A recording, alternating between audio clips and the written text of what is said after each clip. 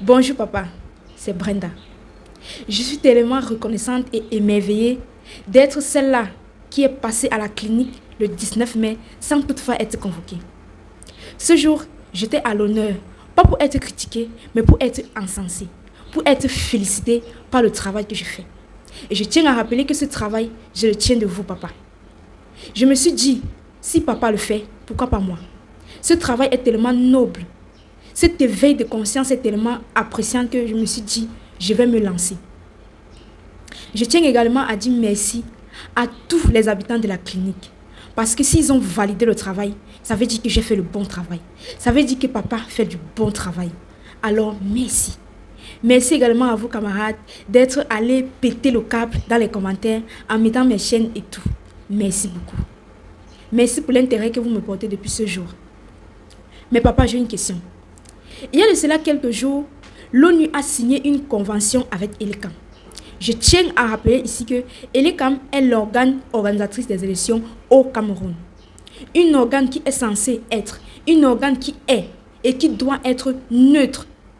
L'organe où on se dit, l'organe où les responsables ne doivent jamais, au grand jamais révéler à quel parti politique ils appartiennent. Parce qu'en tant que citoyen, c'est normal qu'ils appartiennent à un parti politique, mais on ne doit surtout pas connaître les partis politiques parce qu'ils doivent être totalement neutres. Mais récemment, on se rend compte qu'ils ont signé une convention avec l'ONU. On veut bien savoir quel est le rôle que l'ONU va jouer pour les élections. On veut bien savoir. Mais le plus choquant dans ça, papa, c'est que on se rend encore compte que c'est devenu une affaire du parti politique qu'on connaît, le mouvement de la restauration du Cameroun, le MNC. Le professeur Maurice Kamto a fait une sortie pour demander à ELECAM de nous dire en quoi est-ce que cette convention va impacter les élections du Cameroun ou alors le Cameroun. Mais jusqu'ici, silence radio.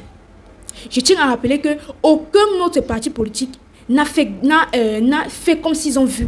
C'est passé comme une lettre à la poste. Silence radio. Qu'est-ce qui se passe au Cameroun? Qu'est-ce qui ne va pas? Est-ce qu'on va encore assister à un 2018 pro en 2025?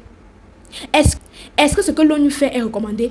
Parce que si j'ai bonne mémoire, lorsqu'il y a les élections en Amérique, en Europe ou en Asie, ils n'interviennent jamais.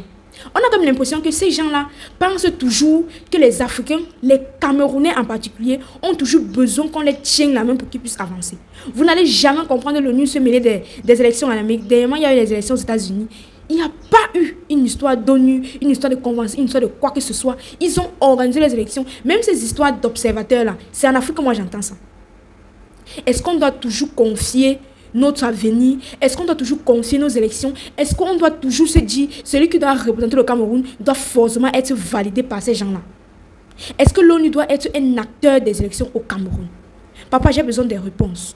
J'ai besoin des réponses. Ou alors, pourquoi est-ce que tous ces opposants qui sont censés être garants, qui sont censés se battre pour avoir des élections transparentes en octobre prochain, ne se lèvent pas d'une seule voix et demandent à l'ONU ou alors demandent à ELECAM ou alors exigent à ELECAM de nous dire de quoi est-ce que parlait cette convention? Est-ce qu'ils vont toujours rester à être les opposants de l'opposition ou alors ils vont continuer à se taire à jamais? On veut bien savoir. Est-ce que ce sont les opposants ou alors ce sont des personnes, ce sont des partis politiques tissés pour mettre des bâtons dans les roues aux Camerounais qui essayent de se lever? On veut bien faire confiance à ELECAM, mais ELECAM a l'obligation de nous rendre la tâche facile. ELECAM n'est pas un parti politique. ELECAM n'est pas, une entreprise quelconque. ELECAM est l'organe organisatrice des élections et qui doit être neutre dans tout. Mais on a comme l'impression que ELECAM travaille pour le régime en place. On a comme cette impression. Et ils ne se gênent pas parce qu'aujourd'hui, ils peuvent se lever et pondre des communiqués, se retrouver sur les chaînes de télévision, dire ce qu'ils ont à dire, sans toutefois se rendre compte qu'ils ont été créés ou ils ont été mis sur place juste pour organiser les élections. Rien d'autre. Rien d'autre. Récemment, dans une sortie du vice-président de l'ECAM, récemment dans une sortie du vice-directeur de l'ECAM, il nous a fait comprendre que lorsqu'ils ont besoin des kits ou alors lorsqu'ils ont besoin des aménagements, ils passent la commande ou alors ils donnent les informations au gouvernement. Le gouvernement ne le fait pas. Mais si vous voulez faire un travail transparent et qu'on ne vous facilite pas la tâche, démissionnez.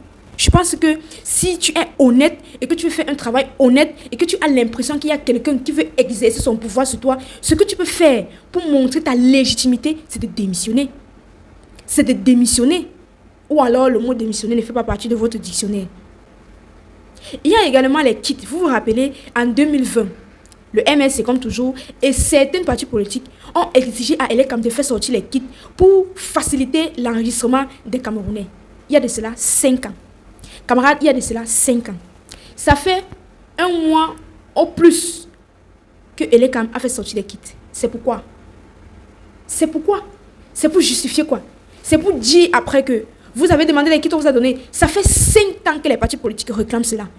5 ans. Et c'est sorti à moins de 6 mois des élections. Elecam, fais ton travail et laisse les Camerounais choisir qui doit les diriger. Camarades, allons nous inscrire sur la liste électorale. Pour marcher avec quelqu'un, rassure-toi que cette personne a sa carte électorale ou alors son récépissé. Même pour couper la bière avec quelqu'un, rassure-toi que cette personne a son récépissé. Parce qu'on doit évoluer avec les gens qui veulent évoluer avec nous. Merci d'être là et à très bientôt. N'oublie pas de me dire ce que tu penses de moi en commentaire. Je suis tellement ravie de vous lire. À bientôt, camarades. Merci, papa.